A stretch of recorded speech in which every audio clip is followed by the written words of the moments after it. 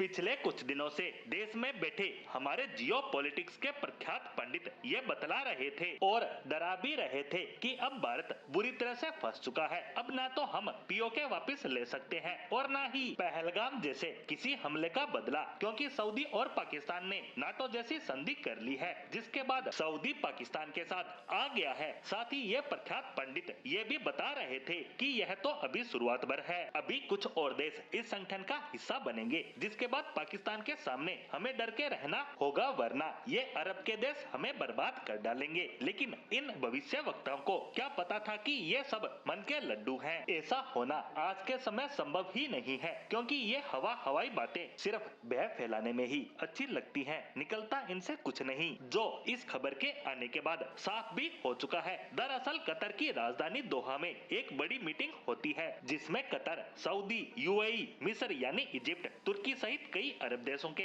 राष्ट्राध्यक्ष पहुंचते हैं, जहां अरब नाटो का एजेंडा बनता है और मकसद था कि इजराइल किसी एक देश पर हमला करे तो सब मिलकर उसका जवाब दे। लेकिन मीटिंग शुरू होते ही दंगल शुरू हो जाता है। मिस्र ने प्रस्ताव रखा कि सभी देश पैसा दे, हथियार दे, सेना दे और मिलकर अरब नाटो बनाए, लेकिन यूएई और कतर ने तुरंत इस प्रस्ताव को वीटो कर दिया, क्योंकि प्रस्ताव मिस्र ने रखा था और यूएई और कतर को डर था कि मिस्र के हाथ में इसकी कमान चली जाएगी और यही तो अरब देश नहीं कर सकते कि कोई दूसरा देश उन्हें गाइड करे। ऐसे में खेला हुआ और मिस्र के राष्ट्रपति अब्दुल फतेह अल सीसी गुस्से में मीटिंग छोड़कर अपने देश निकल जाते हैं। तब तुर्की आता है और मौखिक रूप से इसमें शामिल होने की इच्छा जाहिर करता है, लेकिन अरब देशों ने उसे भी बाहर का रास्ता दिखा डाला, क्योंकि तुर्की आता तो एर्दोगन पूरी दुनिया में अपनी ताकत का ढोल बजाते कि ओटोमन साम्राज्य वापस आ गया है। ऐसे में इस आपसी खींचतान के बाद सभी देश एक एक कर निकल जाते हैं और पीछे बचते हैं सऊदी, कतर, यूएई और पाकिस्तान, और मात्र आधे घंटे में मीटिंग खत्म भी हो गई, क्योंकि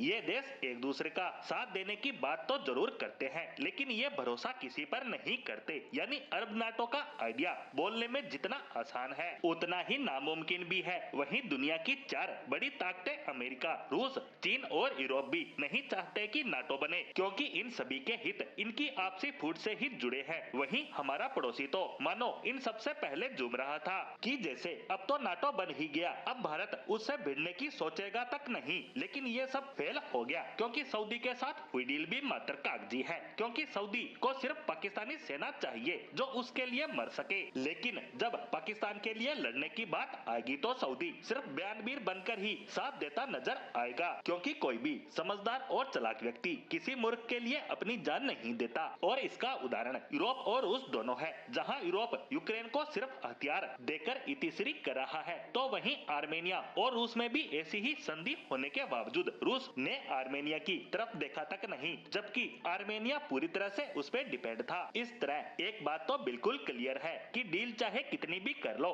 कागजों से बाहर युद्ध के मैदान में दूसरों के लिए मरने को मूर्खों के अलावा कोई नहीं आने वाला।